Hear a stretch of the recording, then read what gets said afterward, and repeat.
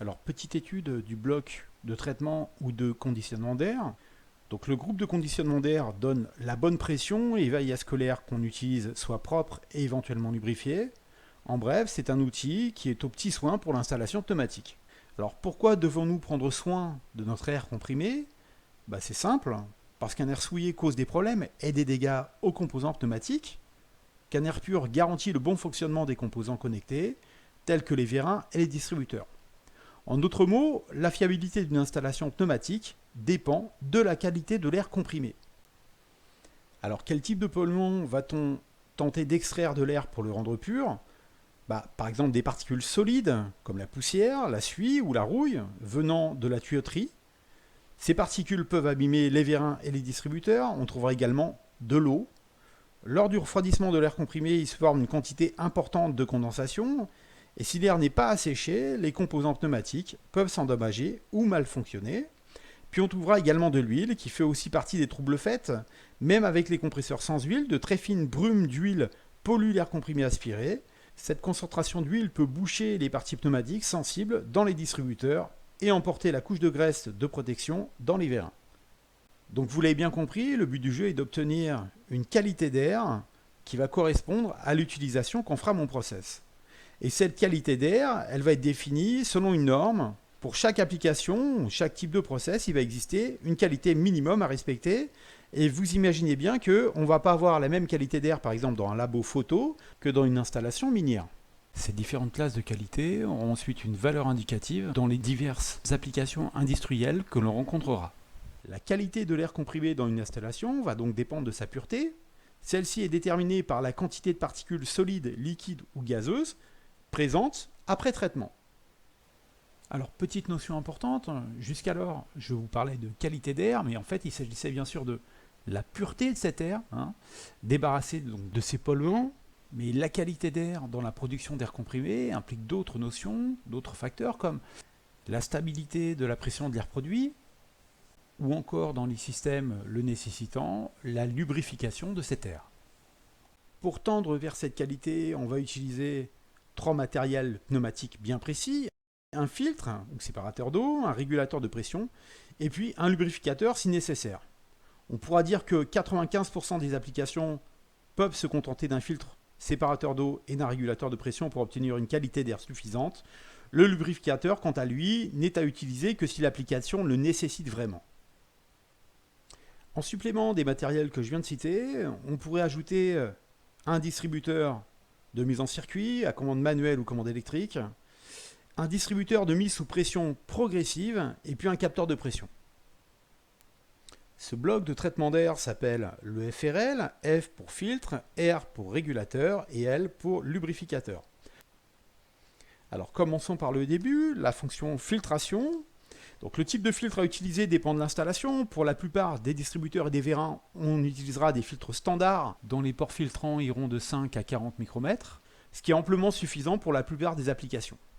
Si on utilise de l'air non lubrifié, il est conseillé d'utiliser un filtre de 5 micromètres. Car pour la pérennité des actionneurs et des préactionneurs, l'absence de lubrification sera compensée par une filtration plus rigoureuse. Ne perdons pas de vue que nous avons la possibilité d'utiliser des filtres plus fins, voire même pour les environnements très sensibles comme l'industrie alimentaire, des filtres au charbon actif qui retiennent jusqu'aux vapeurs et odeurs d'huile. Alors pour rendre l'air comprimé libre de toute pollution et d'humidité condensée, on doit placer sur l'alimentation de la machine un filtre séparateur d'eau. Il va combiner les deux principes de fonctionnement. Tout d'abord, le principe à cartouche filtrante, où finalement on va jouer sur la porosité de cette cartouche, et puis aussi la filtration par force centrifuge. Alors lorsque l'air comprimé entre dans le filtre séparateur d'eau, il est mis en rotation par des ailettes et projeté sur les côtés par la force centrifuge. Les éléments liquides et les plus grandes particules de poussière sont projetés à l'extérieur du tourbillon et récoltés dans le réservoir. On peut dire que grâce à cette méthode, 90% de la condensation ainsi que les plus grosses particules sont éliminées. Les condensats ainsi créés vont se retrouver par la force de la gravité dans la partie inférieure du réservoir. C'est pourquoi celui-ci est muni d'un robinet de vidange qui permet d'évacuer ces fameux condensats. Il s'agira là de purger le réservoir de temps à autre afin d'éviter que les condensats s'accumulant soient emportés par le flux d'air. Les particules solides qui ne sont pas filtrées par la force centrifuge sont retenues par une cartouche filtrante à la sortie du module de conditionnement. Le degré de filtration des particules dépendra du type de filtre utilisé. Alors tout à l'heure, je vous proposais du 40 et du 5 micromètres, mais il en existe d'autres. Les impuretés ayant une dimension plus grande que les pores du filtre utilisé seront forcément retenues par ce filtre. Après un temps, les pores du filtre peuvent se boucher, se colmater, et le remplacement de la cartouche filtrante, dans ce cas-là, s'impose. La plupart des filtres que vous rencontrerez en industrie sont à purge manuelle. Néanmoins, si beaucoup de condensation est récoltée dans le réservoir d'un filtre, il est conseillé de remplacer le purgeur manuel par un purgeur automatique. Ceux-ci sont construits autour d'un système à flotteur qui viendra se soulever lorsque l'accumulation des condensats deviendra trop importante. Là où le niveau de pureté de l'air est réglementé par des normes plus rigoureuses que les niveaux traditionnels, comme par exemple dans l'industrie pharmaceutique, on pourra trouver des filtres fins de type 1 micromètre, voire ultra fins de type microfiltre de 0,01 micromètre. Contrairement aux filtres standards, ces filtres retiennent également les particules huileuses et humides. Alors, pour éviter une saturation trop rapide de ces cartouches filtrantes avec des microfiltres, on va placer généralement un filtre normal en amont du filtre fin, c'est-à-dire un filtre par exemple de 5 micromètres. Et puis, afin d'avoir une bonne visualisation de l'encrassement des filtres, il peut être intéressant de munir les différents filtres d'un manomètre qui indiquera en fait la chute de pression qu'il existera à travers la cartouche filtrante. Et pour finir, pour se débarrasser des polluants les plus fins, de type vapeur d'huile, il sera nécessaire alors d'utiliser des filtres à charbon actif. Ils bénéficient d'un degré de filtration plus grand et nous permettent de baisser, par exemple, une concentration d'huile jusqu'à 0,03 mg par mètre cube, c'est-à-dire c'est quasiment inexistant. Néanmoins, le charbon actif ne sera pas le remède à tout, car une fois le filtre saturé, il est difficile à régénérer. C'est pourquoi la cartouche filtrante sera à jeter après usage. Alors, ce qui serait intéressant à retenir sur la fonction filtration, c'est que le choix du filtre a une grande influence sur le bon fonctionnement de toute installation pneumatique. Un des critères de choix, ce sera la taille des pores de ce filtre. Cette mesure indique la taille maximum des différents polluants qu'on acceptera de retrouver dans notre réseau.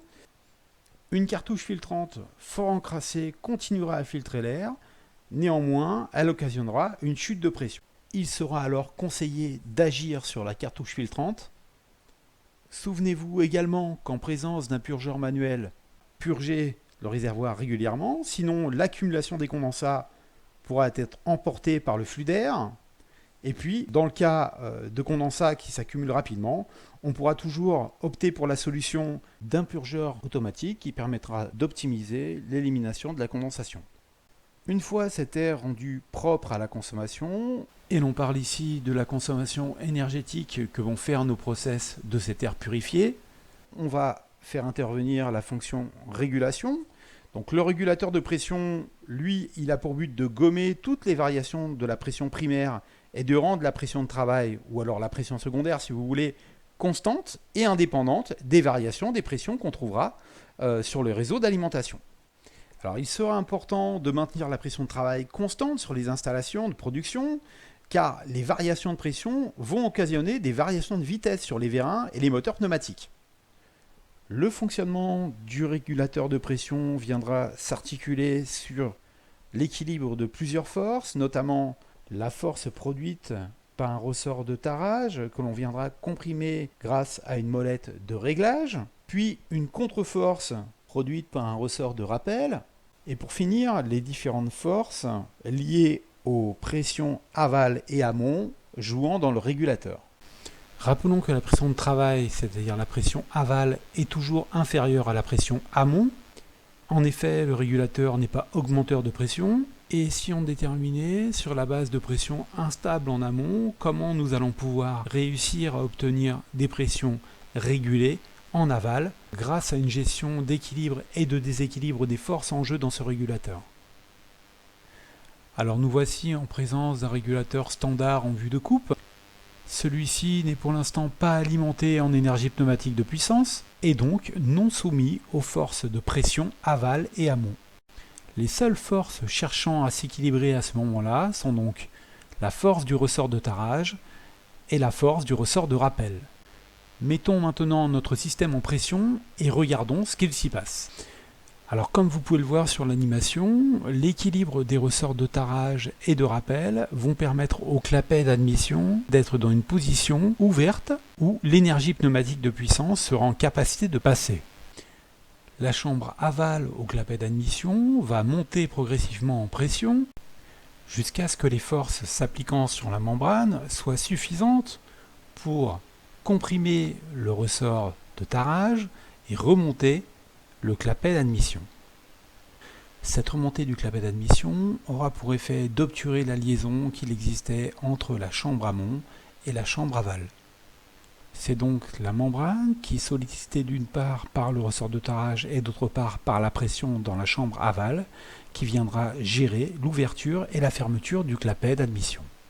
Celui-ci a un rôle indispensable à notre régulateur, car il va permettre à travers son ouverture et sa fermeture la mise en pression ou non de la partie aval et donc la régulation de la pression au niveau de la chambre aval. Voyons voir maintenant ce qu'il va se passer lorsque notre système va consommer l'air sous pression de la chambre aval.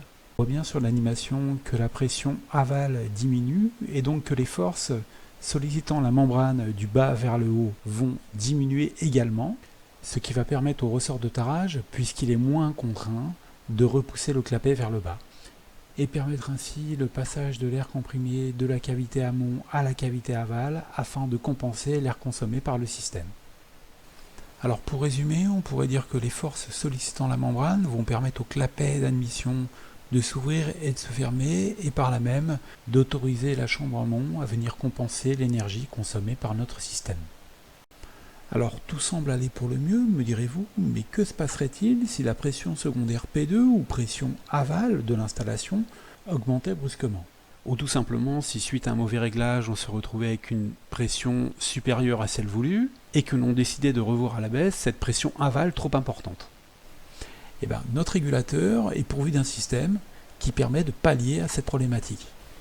En effet, dans ce cas précis, la pression va pousser fortement sur la membrane qui va fermer l'ouverture du clapet d'admission, mais également ouvrir un orifice d'échappement de correction qui se trouve sur la partie centrale de cette membrane. L'excédent de pression pourra s'échapper, protégeant ainsi notre système contre des surpressions éventuelles. Alors petit rappel au niveau des pressions de travail, on va distinguer deux types de pression, la pression absolue qui est une pression par rapport au vide absolu, et puis la pression relative qui est une différence de pression entre une pression de référence et la pression mesurée. Cette référence de pression sera généralement la pression atmosphérique. Pour rappel, cette pression atmosphérique fait à peu près 1 bar par rapport à la pression absolue, ce qui aura pour effet que la pression différentielle, dite aussi pression théorique, sera toujours retranchée de 1 bar par rapport à la pression absolue quand la référence est la pression atmosphérique. Notre régulateur étant un appareil dont le fonctionnement est basé sur l'équilibre des différentes forces créées par les pressions présentes dans sa chambre amont et sa chambre aval, on parlera donc de pression différentielle ou pression théorique. C'est pourquoi la graduation du zéro sur le manomètre correspond en fait à la pression atmosphérique. En pression absolue, ce zéro correspondrait à peu près 1 bar. Alors selon le type d'industrie, la pression de travail sera légèrement différente. Entre 3 et 6 bars, on va trouver de la toute petite industrie avec des petites machines. Puis entre 6 et 10 bars, on trouvera un usage normal, donc une industrie moyenne. Et après, au-dessus de 10 bars, là, il va nous falloir quand même des moyens de production d'énergie pneumatique un peu plus conséquents, avec des étages de compression multiples. C'est pourquoi on sera plus dans une industrie lourde. Après avoir purifié notre air et pallié aux différentes variations de pression au sein de notre process, nous allons pouvoir, si nécessaire, lubrifier notre air. Notons tout d'abord que pour éviter le frottement et l'usure des pièces en mouvement des composants pneumatiques, on peut les protéger au moyen d'un lubrificateur. Donc, ce huileur va veiller à ce que l'air comprimé contienne un aérosol ou une brume d'huile, ce qui protège également de la corrosion. Les lubrificateurs travaillent principalement selon le principe Venturi.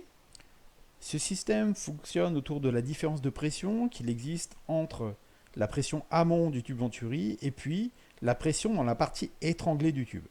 Ce delta de pression est utilisé pour aspirer à travers une paille trempant dans le réservoir les gouttelettes d'huile qui viendront se vaporiser dans le flux d'air comprimé, provoquant ainsi une bruine d'huile qui viendra lubrifier tous les composants qu'elle rencontrera sur son chemin. Alors, dans la pratique, le lubrificateur fonctionne de la manière suivante. Tout d'abord, l'air va parcourir le lubrificateur de la pression P1 vers la pression P2 et il va passer à travers ce qu'on appelle un tube Venturi. Donc, lorsque l'air passe dans ce rétrécissement, au niveau du clapet, la vitesse du flux d'air va augmenter et créer une chute de pression au niveau P2 qui génère une aspiration. Cette aspiration va être utilisée au niveau du réservoir de lubrifiant. La paille qui trempe dans le réservoir va subir une différence de pression entre la pression P1 qu'il y a dans le bocal et la pression P2 qui est une pression inférieure, ce qui va acheminer l'huile jusqu'au sommet du lubrificateur où l'huile va s'écouler sous forme de gouttelettes à travers une chambre. Notons qu'une vis pointeau sera là pour pouvoir régler le débit d'huile et donc le pourcentage d'huile qu'on voudra trouver dans l'air lubrifié. Puis de cette chambre supérieure, l'huile sera acheminée à travers un canal pour finir par rencontrer notre air rapide et être pulvérisé à travers celui-ci. Une des composantes qui demandera l'intervention du technicien est le choix du débit d'air que va consommer notre process. En effet, le bon dimensionnement des composants d'une unité de conditionnement d'air est très important. Un élément sous-dimensionné laisse passer un débit insuffisant et occasionne une chute de pression trop importante, donc un système sous-alimenté. En revanche, si le composant est surdimensionné, il y a des chances que la force centrifuge dans le filtre soit insuffisante pour séparer l'eau et les autres impuretés. D'autre part, un lubrificateur surdimensionné ne lubrifie pas dans certains cas, vu que la chute de pression occasionnée dans le Venturi par un petit débit peut être insuffisante pour aspirer l'huile de lubrification. Le débit nécessaire est donc déterminant pour le choix de l'unité de conditionnement. En principe, on choisit une unité de traitement d'air qui est conçue pour faire passer 2 à 3 fois le débit de consommation moyen d'un process. Voilà, c'est la fin de cette vidéo sur le traitement et le conditionnement de l'air comprimé. Merci à tous et à très bientôt dans de nouvelles vidéos.